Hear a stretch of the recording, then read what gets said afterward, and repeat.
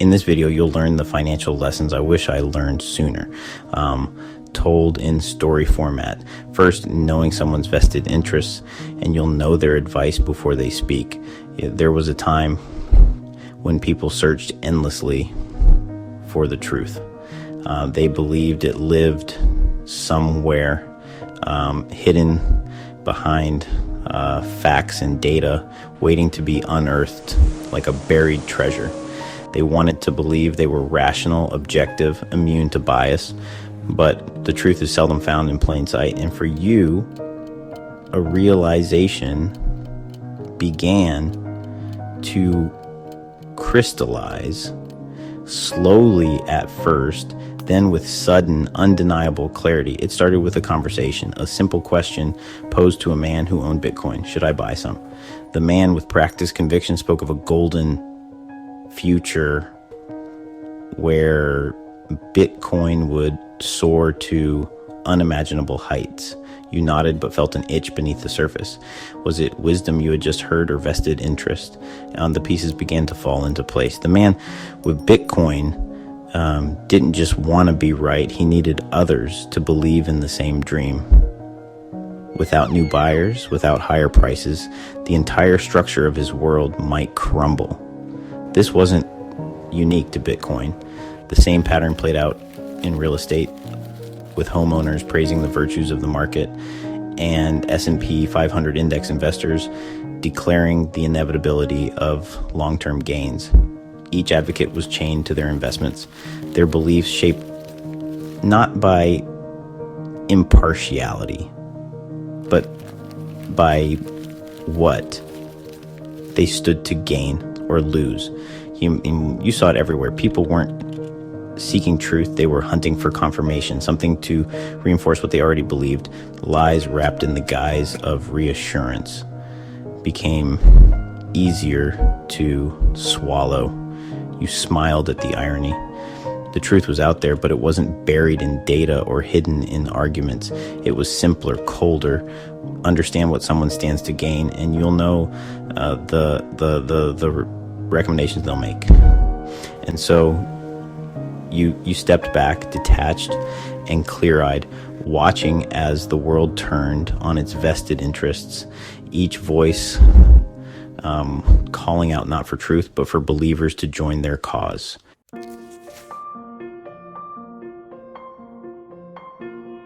You've heard it 1,000 times, buy and hold for the long run. It sounds simple, almost foolproof, and yet the market has a way of testing even the strongest convictions. Imagine this: you make a decision, the signs felt clear, the risks too high. You sell your investments, moving into cash, convinced it's the right call. Then the market surges, 22% in a single year. Headlines scream, people cheer, and doubt creeps in. It's easy to judge yourself in that moment, to feel like you failed. But that's the trap. The illusion of hindsight. Outcomes are fickle, shaped by chance, timing, and forces beyond your control. They aren't yours to own. What you can own is your process, your actions. You made a decision based on the information you had, the risks you saw, and the principles you trusted. You took responsibility in knowing there would be consequences. And that's where peace lies, not in predicting the future, but in trusting the process, in knowing you acted with clarity and intention, in accepting that success isn't defined by the market's moves, but by your ability to make decisions you can stand by. Judge yourself on your actions, not your outcomes. The market will rise and fall, often in ways no one expects. But your integrity, your discipline, your willingness to own your choices, those are yours to keep.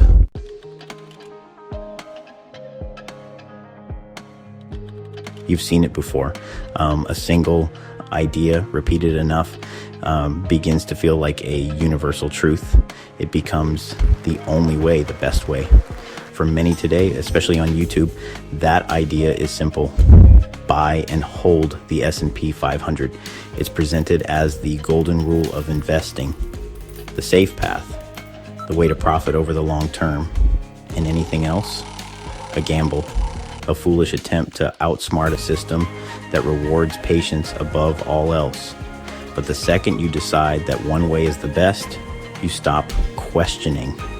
You stop learning. You blind yourself to the truth. The market isn't built on certainties, and no single strategy is without flaws. Buy and hold works until it doesn't. Crashes happen. Decades pass with little growth. The truths of yesterday may not hold for tomorrow, but when you've convinced yourself that there's only one answer, you ignore the risks. You miss the bigger picture. It's not about rejecting buy and hold. It's about staying open to new ideas, to different strategies, to the possibility that the market's rules are always shifting. To profit long term, you need more than faith in a single approach. You need curiosity, adaptability, and the humility to admit you might be wrong. The truth isn't found in a single strategy or a single video. It's found in your ability to question, to explore, and to see the world as it is, not as you've decided it must be.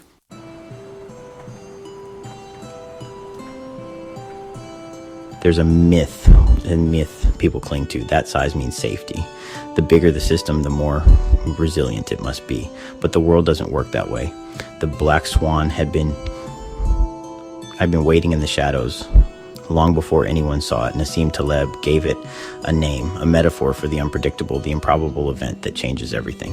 The bigger the system, the more exposed it becomes to this unseen bird. Take mutual funds, for example. Once heralded as a revolution, a way for everyday investors to participate safely in the markets. Diversification was their shield, steady returns, their promise. You watched as people flocked to them, convinced they'd found the key to stability. In the early days, it felt like they had. But hindsight has a cruel edge. And over time, cracks appeared.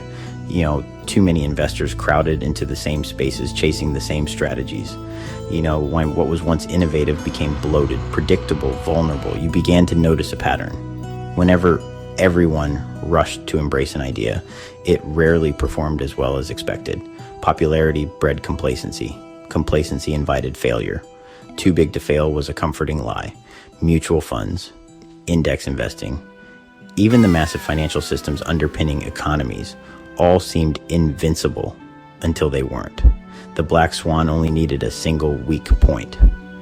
But the lesson wasn't to sit on the sidelines, paralyzed by fear. You understood now. It's not about avoiding the game. It's about knowing the risk, to embrace the unknown, to act without illusions, to prepare for the swan when it comes. That was the real way forward.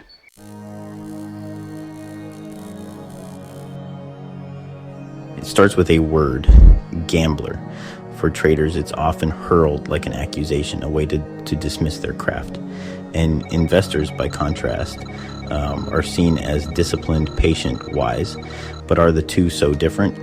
Look at the definition. Gambling is risking something, typically capital, with an expected return. By that measure, aren't all investors gambling? They put money into stocks, bonds, or funds, hoping for growth. They face the same uncertainty, the same risks, and yet the word gambling carries stigma. It implies recklessness, a lack of control. It separates traders from investors, as if one group is chasing luck while the other is pursuing strategy. But isn't this just a difference in perception? Traders and investors both make decisions under uncertainty. Both seek returns. The tools and timelines may differ, but the risk is shared. Words matter. They shape how we see ourselves and others. They divide or connect. Perhaps it's time to stop using gambler as an insult and start recognizing the truth. Every decision in the markets involves a wager, where what matters isn't the label. It's how you manage the risk and what you learn from the outcome.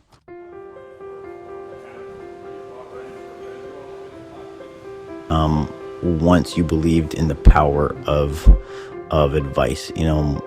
The more voices, the better. Surely the truth would rise above the rest. But the world didn't work that way.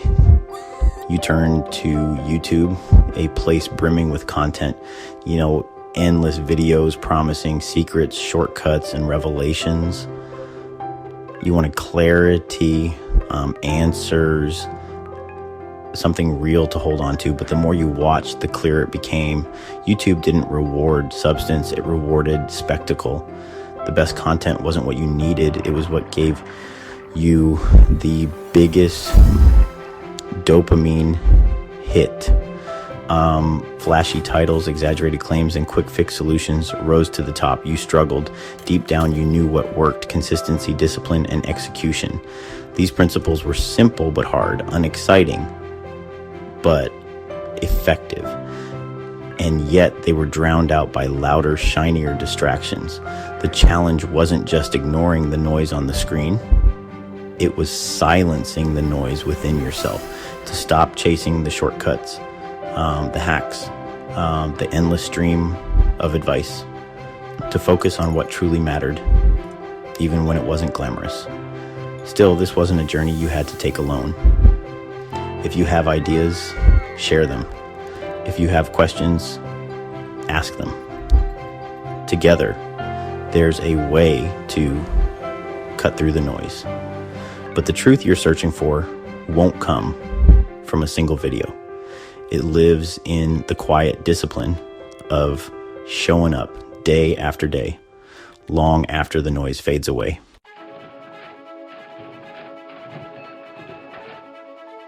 One might be able to summarize these lessons, but in my personal journey, understanding someone's vested interest, judging your actions, not outcomes, keeping an open mind, understanding the majority isn't always right, understanding the words you use shape your perceptions, and ignoring noise are all the lessons I wish I knew sooner. Let me know in the comment section below if you like this format. Comment below on any video ideas you want to see. Make sure to subscribe. Until next time, signing off.